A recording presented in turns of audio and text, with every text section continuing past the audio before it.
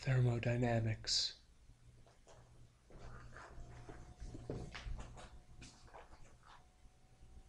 Fluids.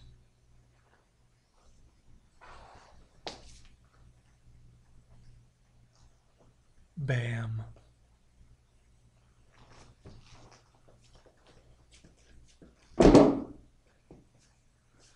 Hey guys, helper video again. This is for your B, Thermo and Fluids problem. So I want to go through both real quick. The first problem we already kind of did. It's a real simple idea.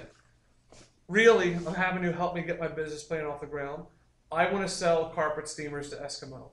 So this is what happens. They give me a block of ice. I give them steam. Very simple idea. Now, there's some steps in the way. You can't just go from a block of ice directly to steam. In fact, the ice they're going to start with is at negative 10 degrees Celsius. Steam has to be at least 100 degrees Celsius. So how do I get from there to there? Well, obviously I'm going to add heat. I'm going to put some energy into the system. But the first time I put energy into the system, this block of ice doesn't turn to steam. It just gets a little bit hotter. And in fact, there's a limit. It gets hotter until it gets to 0 degrees Celsius. That is the hottest ice can be without beginning to melt. So this whole time, I'm putting heat in. Now we all know the symbol for heat because Mr. Quinn is hot. Q. There's some energy in. I've heated up my ice, but I'm still not at steam. The next step, I'm going to add more heat in. But this time, instead of changing the temperature, I'm going to change a state. I'm going to go from a solid to a liquid. This step is going to take me from 0 degrees Celsius ice to 0 degrees Celsius water. Or for you Delconators like myself, water. So we're at 0 degrees Celsius ice to 0 degrees Celsius water. That took some energy, more Q. Still not at steam. Another step. I have to go from 0 degrees Celsius water to 100 degrees Celsius water. Water boils at 100 degrees Celsius. Once you get there, it doesn't get hotter. Remember when we put the water in our microwave in class? We just couldn't get it to go above that limit. At this point, it needs to turn to gas. All the extra energy I put in is going to convert it to steam. But it took energy to get here, and it takes energy to change it to steam. 4 times I have to put energy into the system, and each time it does something a little different. The first time I'm changing temperature. So it matters how much stuff I have and how big of a temperature change I have. The second time I'm changing a state. Because I'm going from solid to liquid, I'm concerned about the heat of fusion. How much energy it takes to fuse atoms together. And it also depends on how much I'm trying to melt. Next step, I'm changing temperature again. M, C, delta, T. How much stuff is changing temperature? And lastly, I'm taking all of my water and vaporizing it, heat of vaporization. The total amount of energy I need is this, and this, and this, and this. Add them all up, you know how much energy you need.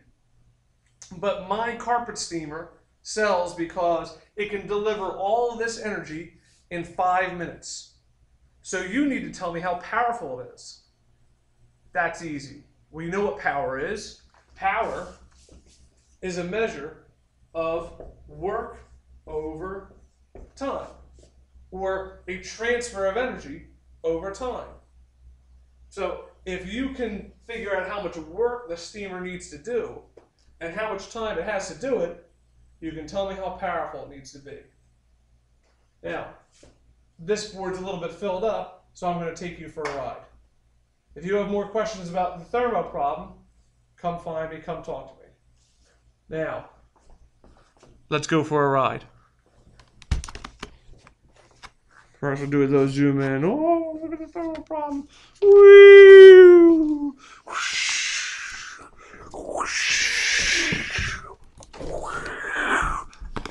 Oh, we're doing a big flip! Whoa! And there we go. That was a fun ride. So now it's time to talk about this pressure problem. The second problem you have deals with a balloon. Oh, this marker's covered in vegetable oil. Don't ask, but I'll be right back.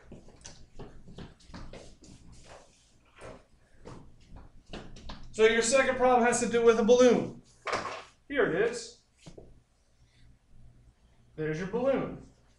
And you're going to fill it up here. So we're filling it up in this room. There's my balloon. It has a certain amount of gas in there. Let's call that N. The number of little tiny molecules stuck in that balloon. I'm going to take this balloon and I'm going to bring it with me. I'm going to dig a big hole and I'm going to go all the way down to the center of the Earth. Well, at the center of the Earth, not only do I have all this atmosphere pushing on me, I also have all that Earth pushing on me. So there is a crazy amount of pressure on this balloon. When you put pressure on a gas, it can squeeze together. It can compress. So in this problem, we use the ideal gas law. That helps us to understand this relationship. PV equals nRT. Now, what parts of this change when we go underground, and what parts stay the same?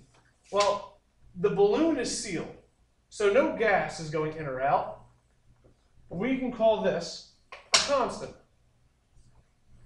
R is a constant. That one's easy. Temperature. I tell you in this problem to assume, which is a bad assumption, but to assume that the temperature at the surface and the temperature of the center of the Earth are the same. But because I told you to okay, that becomes a constant. Well, if I go all the way down into Earth, we already said that pressure goes way up. So if I have pressure getting way higher, and pressure times velocity, or volume, sorry, has to be a number. N times R times T is some number. It's constant. This has to get smaller. Imagine if these came out to be the number 2. N times R times T equals 2. Well, P times V has to be 2. If P is getting bigger, then V has to get smaller, so that this times this still equals 2. So where we're at now, we established that P times V equals some number. And that's always true for this balloon. But there's a pressure at the surface and a volume at the surface that is different than the pressure and the volume at the core. Now, if we know the pressure at the surface, the volume at the surface, and the pressure at the core, we can find the volume at the core. If you can solve for this, you can tell me how big that balloon is going to be. And by the way, it's going to be really small. That's the first problem.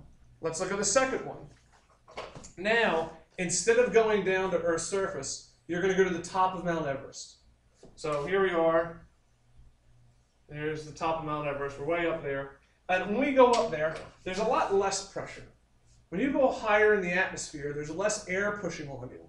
When you're at the bottom of the mountain, all the air from here to here is pushing on your shoulders. When you're at the top, it's only from there up.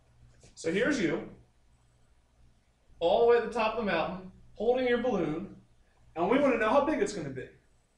Well, the same kind of rule applies. Let's look at the ideal gas law. P times V equals nRT. Your balloon is sealed. That hasn't changed, so there should be no change in the number of molecules in there. R is still a constant, no difference. T is different this time, though. This time we're saying that by going to the top of the mountain, it's really cold. And at the bottom of the mountain, it's not so cold. So this changes. The temperature goes way down. And also, pressure goes way down. Well, what's going to happen to volume? It's not quite explicit here. I don't know. How big of a change is pressure? How big of a change is temperature? I don't really know what's going to happen to volume. But that's okay because we can find it. So we're going to use the same idea we did there, but apply it to this one. On our first problem, we said since n, r, and t are constant, we can say P times V before is the same as P times V after. It's a little different for the second problem. T is changing. So let's bring this over to the other side of the formula. For the second problem, P times V divided by T equals some number. So this is equal to a constant, which is the same at the bottom of the mountain and at the top of the mountain. So these could all be bottom, and these could all be top. Easy peasy. Now, at this point, you should start working on the problem, and hopefully you'll run into a big issue, because one of the temperatures you have is positive, and one of the temperatures you have is negative. Now, we know that temperature doesn't really make any sense. It doesn't make sense to call something a negative temperature. You can't really have negative energy. So we don't like the Fahrenheit scale because the numbers don't make any sense. Why is 32 degrees so special? We don't like the Celsius scale because it doesn't make sense to go negative. So we're not going to use either of those scales for temperature. We're going to measure a temperature in a unit. That unit is a Kelvin. To help you out, we know that 0 degrees Celsius is the same as 273 Kelvin. If you work in Kelvin, this problem should be easy peasy. I have the answers on the blog, so probably right about here where it says answers, right above me. Click there. After you've done the problem, see if you come out. If you're close, you probably did all right. If you're way off, check this out again. If you still have problems, give me an email over the weekend. I'll get back to you. But come in Monday ready to roll. Bye, guys.